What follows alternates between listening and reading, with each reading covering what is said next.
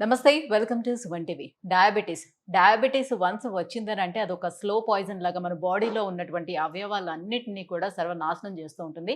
అందులో ముఖ్యంగా first nerves అనేది ఎఫెక్ట్ అవ్వడం చూస్తూ ఉంటాం.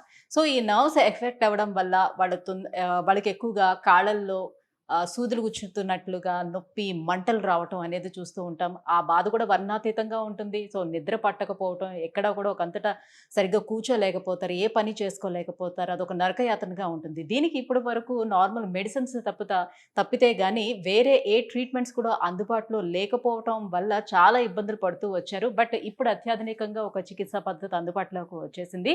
సో దానివల్ల ఎలాంటి యూజెస్ ఉన్నాయి, ఆ చికిత్సా విధానాలేంటి, ఈ విషయాలన్నీ అడిగి తెలుసుకుందాం. మనతో పాటు ఉన్నారు ఈపీఆన్ పెయిన్ మేనేజ్మెంట్ నుంచి డాక్టర్ సుధీర్ ధారా గారు. Hello sir. హాయ్ అండి.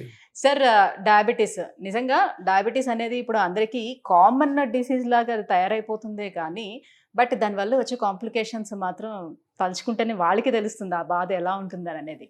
సో అందులో ఈ nerves problem. So first of all వాళ్ళు ఇబ్బంది పడేది కళ్ళు ఎఫెక్ట్ అవుతాయి. దెన్ కాళ్ళల్లో ఈ మంటలు ఇవన్నీ కూడా వాళ్ళు చూస్తూ ఉంటారు. ఈ కాళ్ళల్లో మంటలకి ఎవరిని అడిగినా కూడా జస్ట్ మెడిసిన్ అనేది సజెస్ట్ చేస్తూ ఉంటారు. డాక్టర్స్ మెడిసిన్స్ వేసుకున్నప్పుడు బాగానే ఉంటుంది, తర్వాత మళ్ళీ మళ్ళీ వస్తుంది అంటారు. బట్ దీనికి పర్మనెంట్ సొల్యూషన్ అంటూ ఏమి ఉండదు అంటారు. సో డయాబెటీస్కే first of all permanent solution లేదు. డయాబెటీస్ వచ్చిందంటే మనం చచ్చిపోయే వరకు మందులు వాడాల్సింది, ఇన్సులిన్ వేసుకోవాలి, diet control, exercise. So diabetes అన్నది అది ఒక టైప్ ఆఫ్ సిండ్రోమ్. ఒక ఏమంటారు, మొండి జబ్బు. అది క్యూర్ లేదు, దానికి మెయింటైన్ చేసుకోవాలనుకున్న మెయింటైన్ కాదు. ఇదంతా ఒక ఎత్తు అయితే ఈ డయాబెటీస్లో వచ్చే కాంప్లికేషన్స్, సరే అది డయాబెటీస్ని కంట్రోల్ పెట్టుకోవాలనుకుని నానా తంటాలు పడుతుంటాం.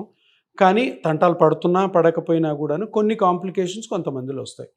దాంట్లో ముఖ్యమైన కాంప్లికేషన్ ఏంటంటే నరాలు దెబ్బతినడం. ఈ sugar, high sugars uncontrolled sugar ఉన్న వాళ్ళకి మాత్రమే వస్తున్నాయి. ఇందులో ఇంకా మ్యాజిక్ ఉంది. ఓకే. సో నరాలు దెబ్బతిండడం అన్నది one of the complications of diabetes. నరాలు ఎవరిలో దెబ్బతింటాయి? షుగర్ ఉన్న అందరి పేషెంట్స్లోనా, షుగర్ కంట్రోల్లో లేని వాళ్ళలోనా, కంట్రోల్ ఉన్న వాళ్ళలోనా?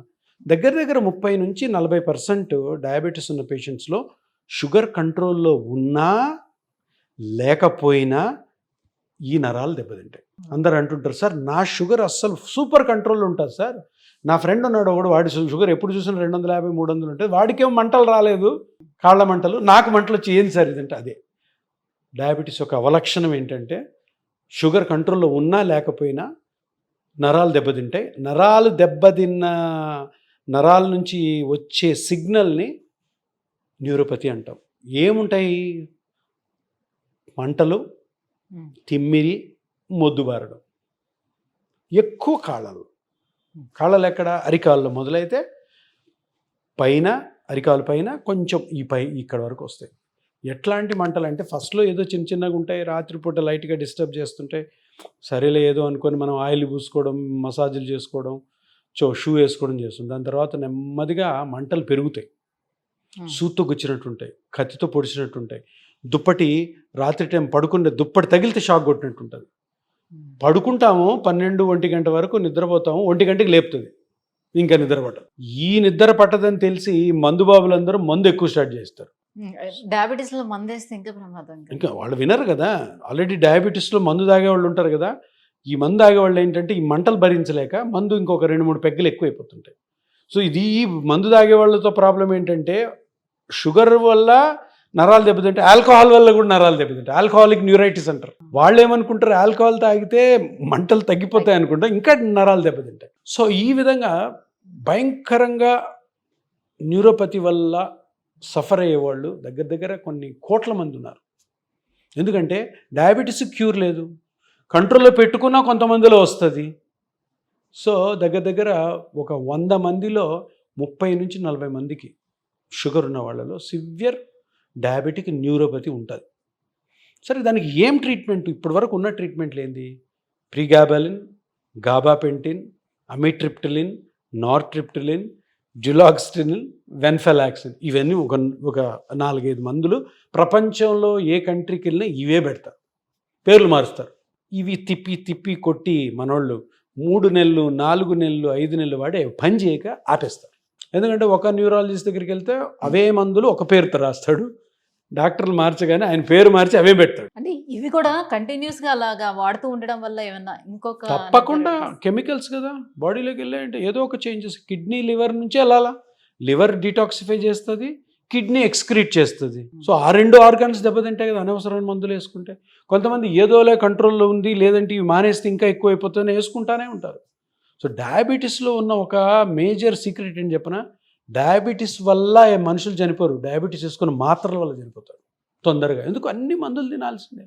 ఈరోజు నీ షుగర్ 200 ఉంది, రేపు అది 250 అవుద్ది. అంటే నువ్వు 2 మాత్రలు కాస్త 4 మాత్రలు అవుద్ది. ఇంకొక 5 సంవత్సరాల తర్వాత అది 300కి వెళ్తుంది. అప్పుడు ఇన్సులిన్ వస్తుంది. ఇన్సులిన్తో పాటు ఇంకో 4 మాత్రలు పెరుగుతాయి. ఈ మాత్రలన్నీ ఏంది, అవన్నీ కూడా కెమికల్సే, లోపల పోయి బాడీలో ఏం చేస్తే తెలియదు. సో డయాబెటీస్ వల్ల పేషెంట్ చనిపోయాడు అంటే ఎక్కువ శాతం ఆ ట్రీట్మెంట్ వల్లనే ఉంటుంది. సో అందులో ఒకటి మేజర్ ప్రాబ్లం ఏంటంటే డయాబెటిక్ న్యూరోపతిలు, దీనికి ట్రీట్మెంట్ లేదు.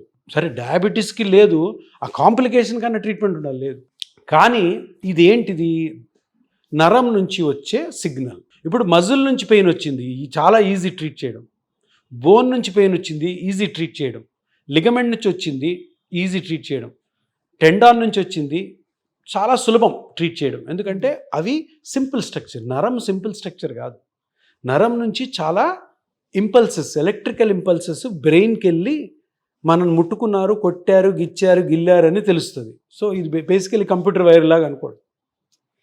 ఆ నరము కానీ దెబ్బతింటే దాని నుంచి వచ్చే మంట, తిమ్మిరి, ఈ మొద్దు బారడం అన్నది చాలా చాలా చాలా ట్రీట్మెంట్ చేయడం కష్టము అని ఎప్పుడో డిసైడ్. దీన్నే న్యూరోపతిక్ పెయిన్ అంటారు.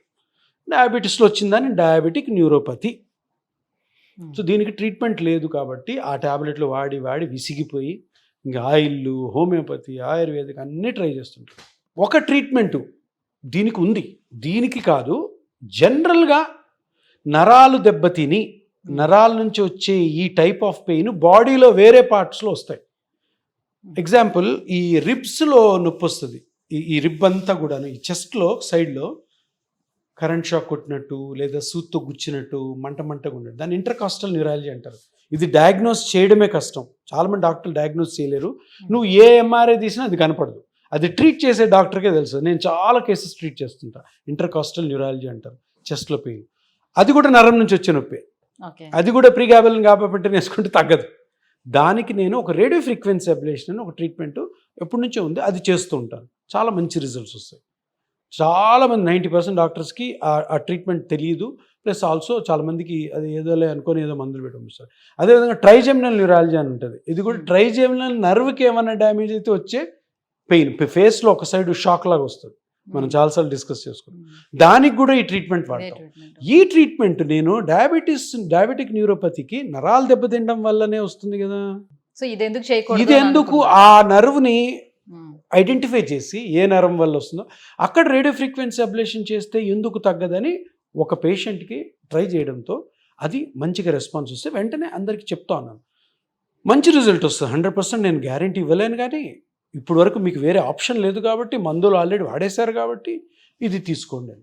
దగ్గర 160 మందికి నా పర్సనల్ ఎక్స్పీరియన్స్ మంచి రిలీఫ్ ఉంది. అంటే ఇప్పటి వరకు లేని రిలీఫ్ ఈ మందులతోటి ఈ డయాబెటిక్ న్యూరోపతికి చేసే రేడియో ఫ్రీక్వెన్సీ అబ్లేషన్ వల్ల వస్తుంది. సో ఇది చాలా ప్రామిసింగ్ అని చెప్పలేను. ఒక్కసారి చేసుకోవటం వల్ల వాళ్ళకి పూర్తి రిలీఫ్ అనేది దొరుకుతుందా, లేకపోతే వస్తున్నప్పుడు? అందరిలో దొరకదు, కొంత 60% అది ముందే ప్రామిస్ చేసి చెప్పలేం.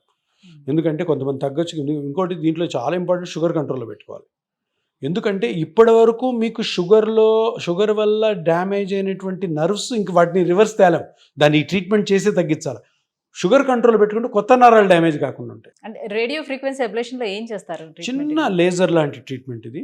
ఇప్పుడు జనరల్గా డయాబెటిక్ న్యూరోపతి ఉన్న వాళ్ళకి ఈ అరికాల్లో ముందు భాగం, వెనక కింద ముందు భాగం మంటలు ఉంటాయి. అరికాల్లో వేళ్ళు, సోల్లో అరికాల్లో వేళ్ళు కొంచెం ముందు భాగం ఎక్కువ మంటలు ఉంటాయి. దానికి సంబంధించిన నర్వ్స్, ఒకవేళ లేదంటే అరికాలికి హీల్ మడెం దగ్గర ఏమంటారు, చీలమండ అంటారు, అక్కడి నుంచి వచ్చే దానికి వేరే నర్వ్స్ ఉంటాయి. మనము ఒక చిన్న నర్వ్ కండక్షన్ స్టడీ అని ఒకటి చేసి ఎగ్జాక్ట్గా ఏ నరాల నుంచి వస్తుందో కనుక్కొని ఆ నరాల్ని మోకాల వెనకాల ఆ నరాలు చిన్న చిన్న నరాలన్నీ కలిపి ఒక పెద్ద నరం అవుతాయి. ఆ నరాన్ని మనము స్కాన్ ద్వారా చూసి దాన్ని స్టిమ్యులేట్ చేసి ఇదే నొప్పి వస్తుందా లేదా పేషెంట్ కనుక్కొని చిన్న ఇంజెక్షన్ తోటే దానికి ట్రీట్మెంట్ ఇస్తారు. దాని ట్రీట్మెంట్ ఇస్తే ఆ నర్వ్ సిగ్నల్స్ ఉన్నాయా అక్కడి నుంచి బ్రెయిన్ పోతుంటాయా నొప్పి సిగ్నల్స్, నొప్పి మట్టుకే ఆ సిగ్నల్స్ని ఇక్కడ ఆపేస్తాం. ఇది ఒక సో పెయిన్ తెలియకుండా పెయిన్ తెలియకుండా ఉంటుంది, pain feel car, plus also మీకు ఆ ఇబ్బంది ఉండదు. ఇది కొత్త నరాలు డ్యామేజ్ కాకుండా షుగర్ కంట్రోల్లో పెట్టుకో. సో ఇది చాలా మంచి రిజల్ట్స్ వస్తున్నాయి. నేను దగ్గర ఇప్పటికి ఒక 1500 to 2000 మెంబర్స్కి 1 yearలో చేశాను. 60% మంచి రిజల్ట్ ఉంది. కొంతమందికి అంతగా తగ్గట్లేదు. ఆ తగ్గని వాళ్ళకి మళ్ళీ రిపీట్ చేయడమా లేదంటే వేరే ట్రీట్మెంట్స్ అది చూస్తారు. ఎందుకంటే డయాబెటిక్ న్యూరోపతిలో ఇప్పటివరకు ఇటువంటి ఇంజెక్షన్తో చేసే ట్రీట్మెంట్స్ లేవు కాబట్టి ఈ ట్రీట్మెంట్ కొంచెం ప్రామిసింగ్ అని అనిపిస్తుంది. తప్పకుండా ఈ ట్రీట్మెంట్ ఒక మంచి ట్రీట్మెంట్ అని అందరూ తెలుసుకోవాలన్నదే నా ఉద్దేశం. Right, thank you so much sir. ఈ డయాబెటిక్ న్యూరోపతికి అందుబాటులో ఉన్నటువంటి రేడియో ఫ్రీక్వెన్సీ అబ్లేషన్ గురించి తెలియజేసినందుకు థ్యాంక్ యూ. Thank you.